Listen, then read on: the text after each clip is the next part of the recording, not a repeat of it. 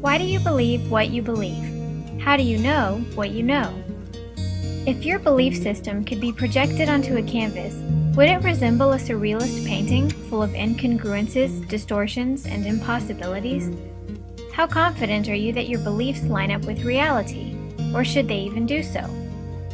This presentation is a basic introduction to worldview, covering what one is, what kinds of questions a worldview attempts to answer, and how best to evaluate and possibly revamp one's worldview. It will be most helpful to those who are willing to undergo a few moments of critical self-examination to ask the question, what if I don't see life as it truly is? What if my beliefs don't stack up to reality? First, a view of the world. 7 continents, 196 countries, and a population of 7 billion people. One world, and one reality which encompasses us all. One objective reality, which exists completely independent of our ideas about it. While this concept may be obvious to some, it has been lost on our postmodern generation. So it must be emphasized that reality does not flex to suit our ideas about it. It exists as it is, regardless of what we believe about it. As Philip K. Dick stated, reality is that which, when you stop believing in it, doesn't go away. Our world is what it is, the grand historical artifact presented to each of us. Ultimately, it defies all but one explanation. But one thing is certain, it does have an explanation, one true set of answers. The question is, can those answers be found? How do we know if we have found them? Does truth have certain trademarks? First, some of the more pressing questions which arise upon a closer look at our world. Is there a God or higher power? If so, what is he like? What is the origin and nature of the universe? How did the world begin, and what does it consist of? Is it purely material, physical mixed with spiritual, or illusory? What is the origin and nature of man? Was man created, or did he evolve? Is he an animal or a higher being? Is he one with the universe or a component within it? Does human life have purpose? If so, what is it? How does man acquire knowledge? How do we know anything? With just our senses? With science? Divine revelation? Or is truth relative to one's culture? What is the basis of ethics and morality? Is morality based in individual or societal preferences, based in the character of a divine being, or is there no distinction between good and evil at all? What happens to man after death? Everyone has answers to these questions, even if it's that they don't know or that the answers cannot be known. It is how you answer these questions that reveals the cornerstones of your worldview. So what is a worldview? Dr. Kenneth Funk, Associate Professor at Oregon University, in his essays on worldview, defines it as the set of beliefs about fundamental aspects of reality that ground and influence all one's perceiving, thinking, knowing, and doing. In other words, it's your philosophy of life, and it plays an enormous role in your life and in all your perceptions regarding it, whether you have taken the time to think it through or not. Walsh and Middleton, in their book The Transforming Vision, give this description of worldview. A worldview is never merely a vision of life. It is always a vision for life as well. Indeed, a vision of life or worldview that does not actually lead a person or a people in a particular way of life is no worldview at all. Knowing the highly influential nature of your worldview, let's take a second look at the questions. Notice 3 crucial things. First, the questions begin with the existence or non-existence of a deity. This is the fundamental question which most significantly colors the remaining answers. Second, these questions fall outside the scope of science to answer. Science, by definition, is limited to the study of the physical universe alone. It has no jurisdiction to confirm or deny supernatural causes or phenomena. Science can help inform some of these questions, but cannot be relied upon as a definitive or complete authority because it can only draw conclusions based upon what it can observe and verify. Lastly, the questions touch on basic worldview elements which are all highly interrelated. It is impossible to successfully address any of these elements without drawing the others into the discussion. First, theology, beliefs about the existence and nature of God. Cosmology and cosmogony, beliefs about the origins and nature of the universe and all life. Anthropology, beliefs about the origin and nature of man. Metaphysics, beliefs about the ultimate nature of reality. Metaphysical cosmology, beliefs about the universe as a whole and man's place in it. Teleology, beliefs concerning design and purpose in the world and universe. Epistemology, beliefs about the nature and sources of knowledge. Axiology, beliefs about the nature of value, what is good and bad, what is right and wrong.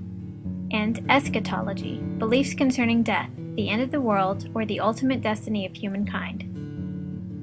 It should also be noted that these questions are not at all comprehensive. There are many more related questions which could also be asked. Just a few examples. Is man basically good or basically evil? What is the ultimate criterion of truth? Does man have free will? An easy exercise to help identify even more of the basic beliefs which contribute to one's worldview is to simply begin the practice of repeatedly asking oneself why until hitting rock bottom at a basic belief.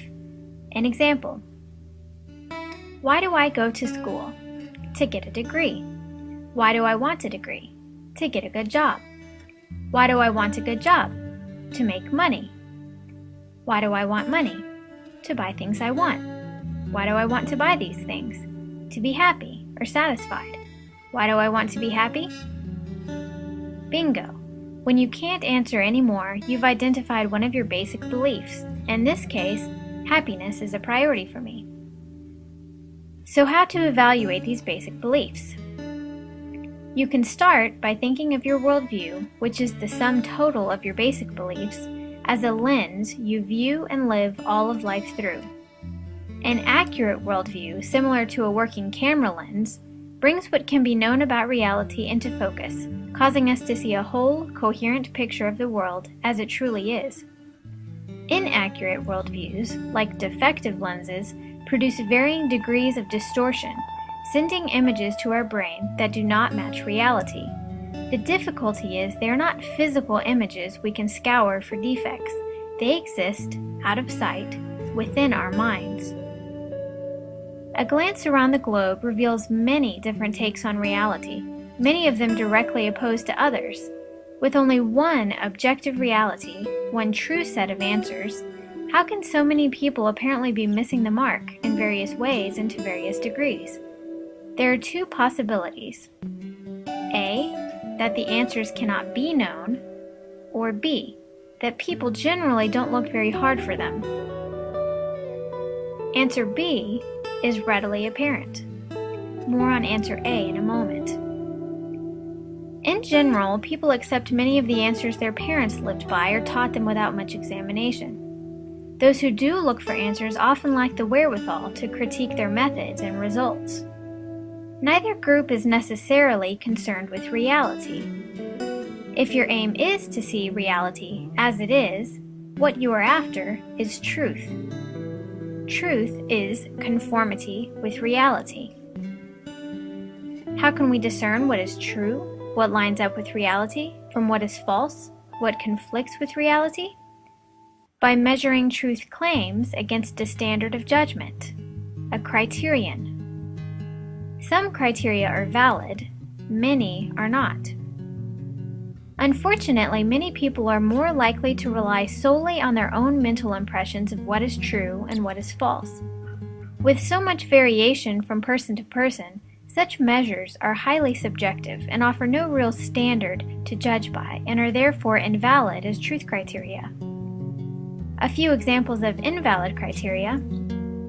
First, instinct, believing because it seems true to me, or feelings, because it has strong emotional appeal of some kind. Wish fulfillment, believing what one wants to see, regardless of whether it aligns with reality.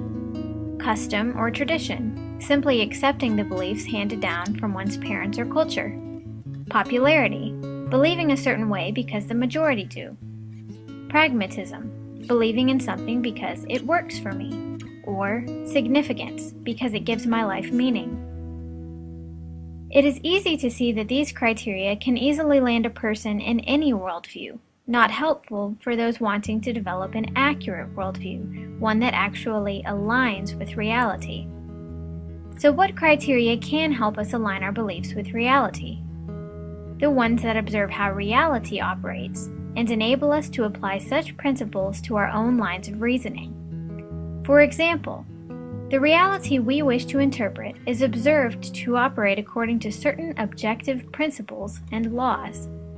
One such law is the second of Aristotle's 3 classic laws of thought, the law of non-contradiction. It states that contradictory statements cannot both be true at the same time. Let me say it again and give a quick illustration. Contradictory statements cannot both be true at the same time. In other words, if you say God exists and I say he does not exist, we cannot both be right. God cannot exist and not exist at the same time. Only one of these statements describes reality. This is a crucial observation and our first trademark of truth, logical consistency. But we must take it a little further. Reality cannot simply be described by a random assortment of logical statements. No, such statements must be logically interconnected, or else they are guilty of being incoherent. An example of an incoherent statement would be, "Justice smells strangely." The elements of this statement do not make sense because they are disconnected, giving us our second trademark of truth, coherency. Such statements reflect that wherever inconsistency and incoherency are observed, error and fallacy are always present. In regards to worldview, this is crucial. A worldview and the interplay among its parts is subject to the same laws of logic as any singular truth claim. This means that the beliefs of a worldview are not only judged on an individual basis, but are also judged in relation to each other. If doubt is cast on even one belief, the entire worldview must of necessity be called into question. All the elements of a worldview stand or fall together due to their interrelated nature. So let's take a closer look at these 2 valid criteria, plus one more. First, the criteria of consistency and coherency, which simply ask, is one's worldview logically in agreement within itself? Is it clear and sensible? Do the individual beliefs cohere into one single vision of life, or does it contain elements which are logically disconnected? Just as a self-contradictory or incoherent testimony would never hold up in court, you can take a step back from your worldview and check that your own beliefs remain consistent and interconnected from origins all the way to eschatology, from your beliefs regarding the very beginning of life to your beliefs regarding the end of life. Such a list might follow this order. Origins, how the world began. Is matter eternal or did it have a beginning? Reality, what it consists of. Material, spiritual, or both? Man, who we are, why we suffer or even perceive certain states as unpleasant, and what is the remedy? Truth, how we come to know truth. Values, how to define right and wrong, good and bad. And afterlife, what happens when we die. When you are finished filling in the blanks, you will need to ask yourself, is there a single theme which runs through from beginning to end? Or does my story change from answer to answer? Do I have troubling gaps? Are my beliefs well-defined and cohesive, or vague and rambling? Remember, inconsistency and incoherency key us in to error. Such error might manifest on a smaller scale in the form of self-defeating beliefs, such as, there are no absolutes, which is itself an absolute statement and therefore dies by its own standard. On a larger scale, such error might manifest as pluralism, holding to conflicting ideologies. An example might be a person who holds to the biblical account of reality, being dualistic, both spiritual and physical, but readily accepts mainstream scientific thought, which is driven and influenced by a naturalist worldview, which views the world as constitutionally monolithic, being material only. Another example is a naturalist who favors harsh criminal sanctions. Naturalism maintains that humans are part of the causal matrix of environmental and biological circumstances and are not ultimately responsible for their behavior. In accordance with this position, capital punishment and harsh prison conditions beyond that which is necessary for rehabilitation or deterrence is detrimental and incongruous.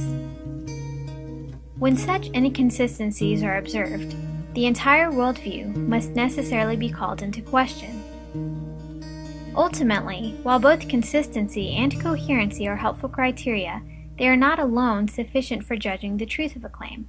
It is possible for a worldview to be internally consistent and coherent, but fail to fit the facts of reality, or fail to account for them at all, which brings us to our next valid criteria, our third trademark of truth, consistence with reality, also called external correspondence.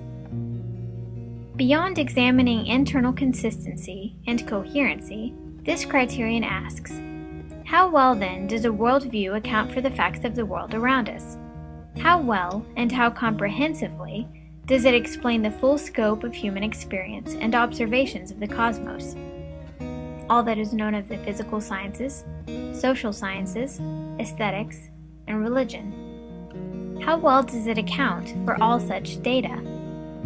Does it elucidate and integrate all of life, or does it emphasize certain aspects to the total neglect of others? A worldview which demonstrates a cohesive perspective on both macro and microscopic levels is always preferred to a narrow worldview which leaves critical considerations uncovered. For example, the Big Bang Theory attempts to explain the mechanism by which our world came about, but has yet to fill in many blanks concerning the emergence of time-space, life, language, and consciousness. Our aim should be to seek the explanation of the world which fits the most data with the least conflict, ideally no conflict at all. Ultimately, there can be only one explanation which accounts for all the data with no conflict, the real one. And we must be willing to consider that such an explanation may be on the opposite side of the belief spectrum as our current stance. It is easy to believe our worldview tidily accounts for all the data. Most of us do not notice immediate conflict between reality and our own perceptions of it, because we are prone to bias. We easily overlook, dismiss, or reject certain claims in order to reinforce our own worldview. So the most challenging requirement of this criteria is suspending one's beliefs long enough to evaluate them objectively along these lines. Most of us were taught to perceive the world in a certain way from infancy. Many may have long abandoned such beliefs and now attempt to live in a spiritual vacuum. But we must completely set aside such bias and consider all the data, accounting even for claims which cast our views in a questionable light or claims which we would naturally dismiss out of hand. For example, knowing that the existence of a deity has never been proven or disproven, a materialist would do well to consider the possibility of supernatural events and divine revelation. A person holding to a biblical worldview should consider the possibility that Jesus Christ did not resurrect, and should carefully examine the validity of the Bible. A Buddhist should consider that the Western approach to truth, including logic and rational thought, may be a more valid approach to truth than Eastern thought proposes. Everyone should seek the description which, in addition to being logically consistent and coherent, also fits the facts of reality, as broadly and completely as possible. Not according to one's own sensibilities and preferences, but with a commitment to be open to even truth which is disadvantageous or beyond full human comprehension. We must be willing to surrender even our most deep-set beliefs if truth is our highest priority. Needless to say, developing an accurate worldview and seeking out the truth is not child's play. It involves a lifetime of disciplined, systematic scrutiny of one's beliefs.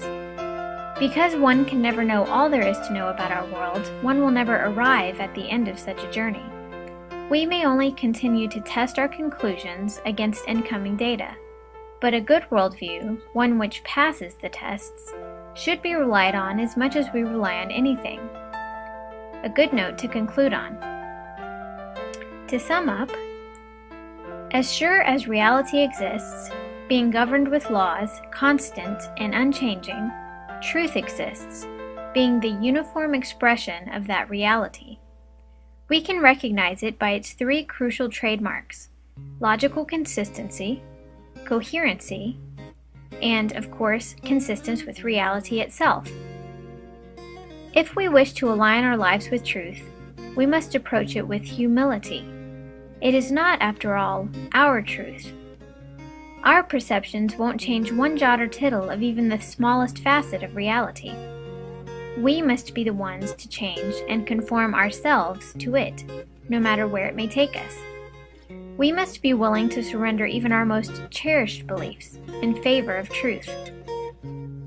We can do this by keeping an eye to our own willfulness, diligently beating down personal bias and pride, and fighting toward a proper estimation of ourselves, challenging the authority we naturally attribute to ourselves with the questions: who am I to say what is true? Do I know the bounds of reality? Have my eyes probed to the borders of our universe? Do I know what is there? Have my eyes seen beyond the grave? How can I know the answers? More on answer A. Are the answers knowable? Only if a true authority reveals them, and only to those who acknowledge such revelation. That is another slideshow entirely. Check back for more on the subject of authority and revelation. Thanks for watching.